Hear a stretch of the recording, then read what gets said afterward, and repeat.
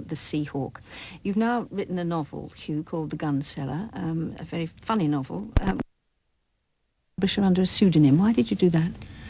I think because I just wanted to get a sort of fair reaction that had nothing to do with my name, such as it is. So I sent it, I can't remember the name, I sent it in Gary Lineker or something plain like that wouldn't make any difference. You're obviously a fan of thrillers, because it's a thriller, and you obviously know a lot about motorbikes and guns, because there's a lot of those in it. A lot of comic irony, and it's occasionally very silly. Has it done anything for your self-confidence, having written it? Well, first of all, it was tremendous fun. I mean, whether it was a good thing or bad thing for me to do, and let others be the judge of that, it was tremendous fun. I mean, I did just lose myself in this fantasy sort of heroic world of being the warrior hero. I do love thrillers. You know, some people have said that maybe there's a hint of parody in it, that I'm doing that I'm mocking the genre of thrillers, and that's not really the case, actually. Or at least if it is, I'm mocking something I love. I just get such pleasure from it, that sort of escapism.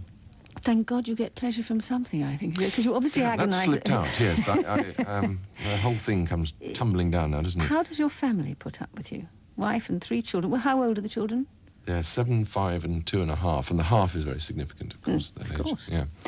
How do they put up with it? I mean, are you nice at home? I mean, do you make them laugh, or are you morose and gloomy? I can still make the 5-year-old laugh. The 7-year-old's rather bored by me now, and goes, "Oh, Danny, you're only saying that just to make me laugh," and which is absolutely crushing. But that's how that's how I imagine audiences looking at me. You're only saying that to make me laugh. It's pretty galling, actually. So I think I've lost him. He's grown out of me now. And do you make your wife laugh, or does she have to put up with all the kind of agonising? No, we make each other laugh. I mean, we do laugh a lot. We're jolly good chums. Oh, what a stupid thing to say. But you know what I mean. We do. Yes, we do make each other laugh a lot. Record number 7. Well, talking of my wife, this is Van Morrison's Brown Eyed Girl. I'd love to be able to say that we heard this song while strolling through Venice, but that isn't the case. It's simply my wife has brown eyes, and she is a girl, and that'll have to do as a reason. My girl, this is where you get to fantasize out loud. Tell me about Hugh Laurie on a desert island. Quietly confident, actually, of my ability physically to survive, to sort of do the binding of coconut fronds. I don't know if coconuts have fronds, but that must be one of the first things I would try and discover. And as I say, I just have this such a wonderfully intense fantasy life that I would be able to visit many far-off continents inside my own head, actually, without any problem. In fact, I think I'm really rather looking forward to it in some ways. And family apart, what will you miss most of the life that you have at the present? I suppose the company of one's friends, and motorcycles I will miss a great deal. That would be a bitter blow. If I was there for long enough, I might try and make one.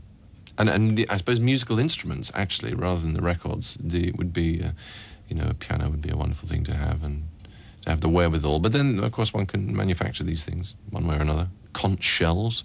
I don't know where this island is. I assume it's outside the M25 somewhere. If conch shells are lying around on the beach.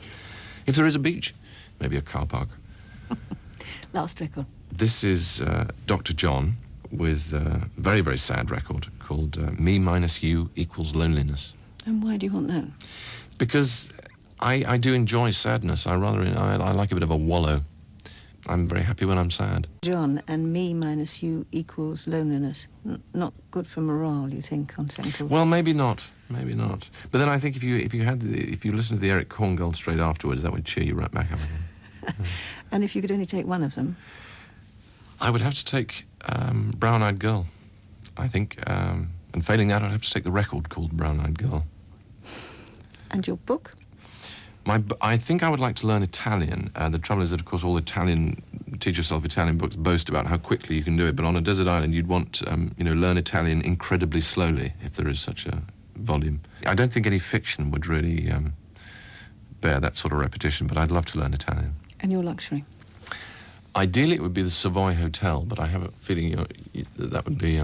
difficult. You wouldn't allow that. Oh. I think my luxury would have to be a photo album. Obviously with photographs in it, because an album on its own would be sort of dull. Containing photographs of my family, my brown-eyed girl, just a collection of everyone I've known and loved. really. I don't know. I have no idea how long that would be. Maybe a big one. Hugh Laurie, thank you very much indeed for letting us hear your Desert Island Discs. Thank you.